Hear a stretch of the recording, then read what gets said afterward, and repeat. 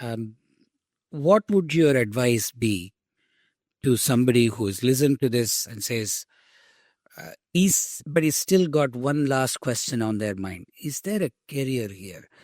Career, we all have to be very clear.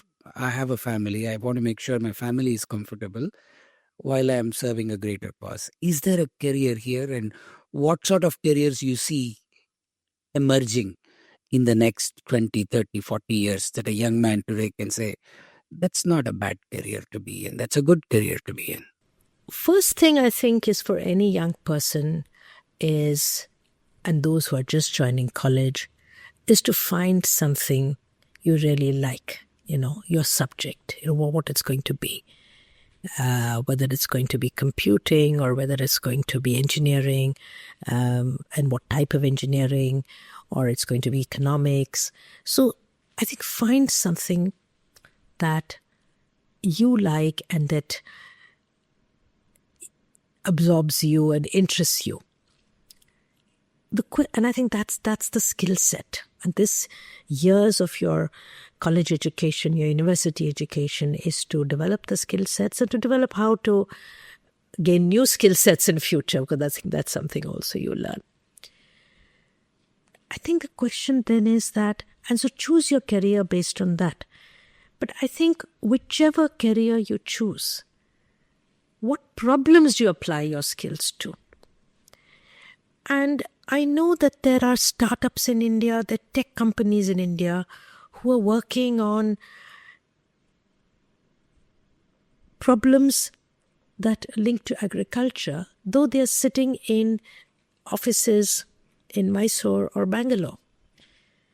Like fitting a camera onto a tractor so that you know whether the crop is ready to be harvested, and training that camera on your information to get the right kind of images.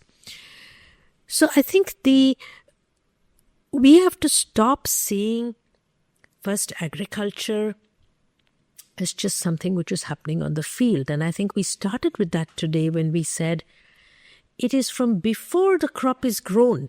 What are the inputs? Where are the seeds coming from? To where does it finally get to my plate and in what form? So we have to start thinking about food and nutrition. In fact, the term that people use now is food and nutrition security. We don't even say just food security, because we've gone beyond just having enough rice or wheat. We want, healthy diets.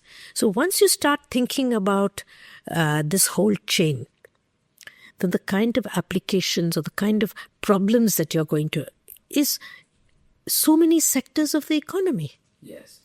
So there's exports of produce. There's, as we already talked about, there's logistics, there's transport, there's engineering. There's so many aspects of the economy that come in, because food is the most essential commodity for human beings, and we can't be without food. So it starts from climate modeling, I would say. What crop should you grow? So we need people who know sophisticated physics and climate modeling, who can also apply their problem to agriculture. And I think it is exposure, and that's why I talked about keeping your eyes and ears open, because if we see food only as something I get in the supermarket, then we don't see the challenges in the food sector. And whether you are in whatever discipline you're in, your management discipline, there are problems that you can see that relate to the food economy and how to bring better quality food, more nutritious food on every person's plate, not just on your plate. So I would end with that. I think perhaps that is a lesson that we sort of imbibed from my father. When we were told that, is he was concerned about food security of every person on the planet. Not just about Indians. Indians to begin with, we had to solve our problem.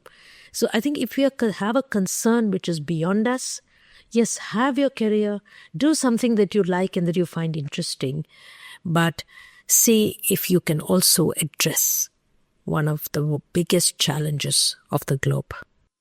Fantastic. I think as, again, in India, as we become more and more an agri-produce exporting nation, the value add for every individual goes up, and their own value also as a result increases, and careers more interesting and increasingly remunerative careers will likely result from that headroom that will be created by the export prospect.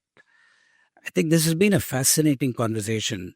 The fact that the farmer is not acting alone was my first takeaway, and there's multiple professionals, everybody from a meteorologist to an irrigation engineer to a whole set, including today an AI engineer or an aerospace engineer creating new kinds of drones for Indian agriculture. I think there is many, many different professions, many different careers that will emerge out of the next sort of nutrition security revolution that I think we're all embarking on. Thank you so much, Madhura. This has been an absolutely educative and fascinating conversation. I enjoyed every bit of it.